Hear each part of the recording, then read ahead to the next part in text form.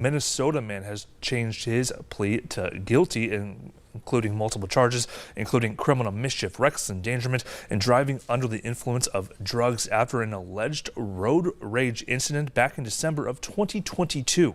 Now, North Dakota Highway Patrol, they responded to a report of a reckless driver who was firing some type of gun at passing vehicles. Troopers later found that the vehicle was near Mapleton. They conducted a traffic stop on I-94 where a CO2 pistol was recovered and Derek Hansen was arrested. Now, on February 20th, Hansen pleaded guilty and was sentenced. Hansen was given credit for 206 days he served in jail and will have 3 years of supervised probation, at which time he's also ordered to complete a mental health and chemical dependency evaluation. He must also pay over $3,000 to a victim involved in the road rage incident.